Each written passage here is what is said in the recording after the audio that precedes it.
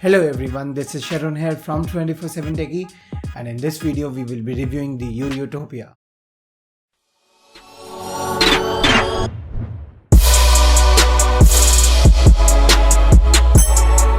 So in a nutshell, if I need to sum up this video before even starting it, I will be saying you that it's a great piece of hardware which has been let down by its software, which should have been its strong point. So a great phone need to have a great operating system, the most powerful system, and who else? None other than the most rocking operating system in the world, Cyanogen. So the CyanogenMod was supposed to be its strong point. So now let's talk about the phone, and we'll start with the build quality. So the build quality of the phone is top notch. Actually, it is really amazing.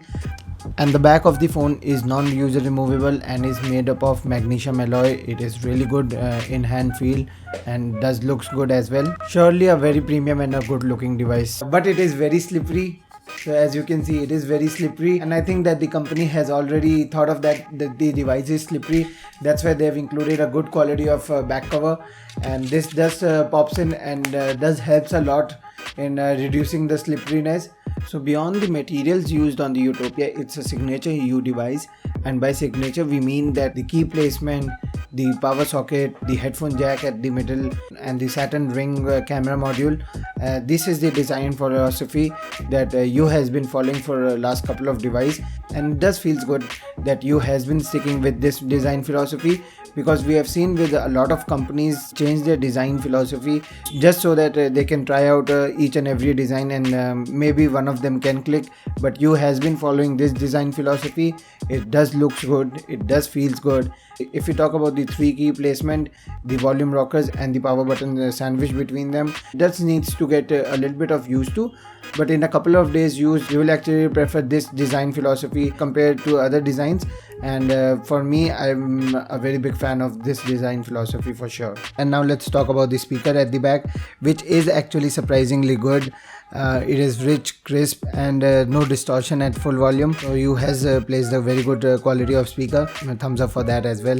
And the performance of the phone is top notch. Yes, the software is a little bit laggy, but it is all fault of CyanogenMod, not the U Televentures. So U has made actually a very good mobile, but CyanogenMod actually messed it up a little bit. But a OTA update can easily fix most of the bugs. But I can surely tell you that the performance of the phone is good. If you talk about the heating issue, if some people are saying heating issue, I have not encountered any heating issue on my unit. I tested this unit a lot, played a lot of consecutive games, benchmark, everything. I stretched it as much as you can, and the maximum temperature was recorded was 44 degrees Celsius, and 44 degrees Celsius is not a heating issue. So if you think 44 is heating issue, then go and buy a Snapdragon 410 processor or anything else. If the phone is performing well and is still under 45 degrees Celsius, you have no heating issue. So all those guys who think that it's 45, it's 40, 42, and they say that it's an heating issue, they need to buy something else except for Snapdragon 810 or any other mobiles. And please don't forget about the 5.2-inch, a great 2K display that U has included. It's great for sunlight visibility. It's a very good display quality. It's crisp, it's bright, and the color accuracy is also good. It is a little bit of oversaturation, but can be easily calibrated. And I can surely say that this phone has the best display under 25,000, which is available in India, and I guess outside also. I haven't compared to that.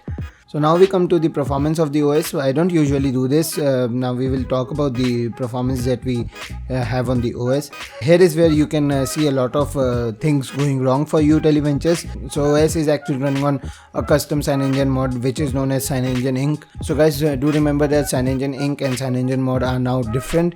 Google it and you will find a lot of good things to read. It is near stock Android. It should have been a strong point for this phone. To a surprise to everyone, it is actually the weakest point of this phone, and it does have a lot of bugs. I'm actually disappointed on CyanogenMod regarding the software, and I'm really hoping for a major OTA update to come ASAP, because we really need it. So now let's talk about the battery life of this phone. It is actually a 3000 mAh battery which is sealed inside, so we cannot really take it out.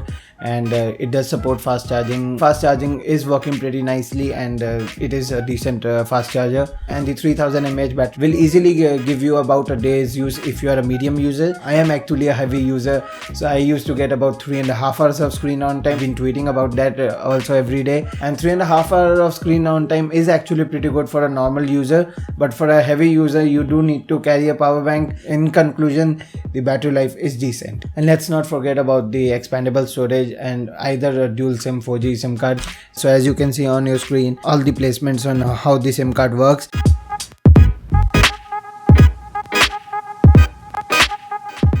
So now let's talk about the camera of the phone. Definitely an area where we had some mixed reactions.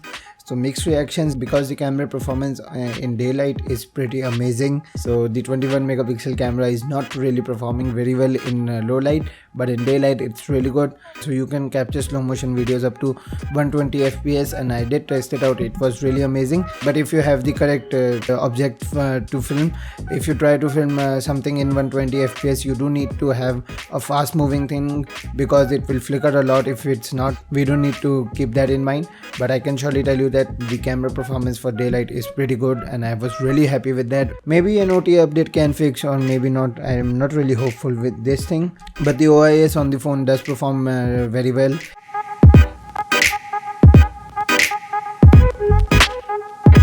So after watching this whole video, you will still be thinking that you should buy the phone or not, because the phone does have a lot of bugs and some issues which may incline you to not buy it. And there are a lot of positives with this phone which will definitely keep you on buying it. A major positive for this phone, and I never thought that I will ever be saying, is that it is available for open sale. So no flash sales, no invites. It is just go on Amazon and buy it. So the major question still remains unanswered: should you buy it or not?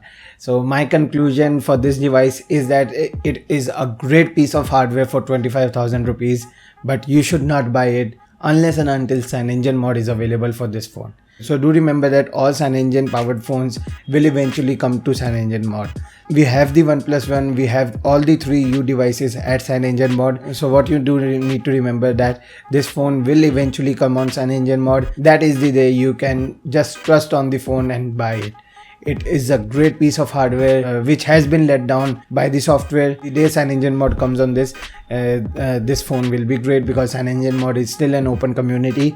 So the development on this phone will be amazing. Thank you very much guys for watching this video. This was Sharon here from 24/7 Techie reviewing the Utopia.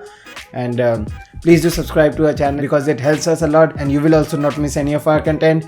Do like this video, do share this video, because I have worked very hard on this video. It got delayed by a couple of days because of my bad throat, but I have worked a lot. So do share this video, do like this video, and do comment what you feel about the phone. Share all your thoughts you want, and I really hope to see you in my next video. Till then, see ya.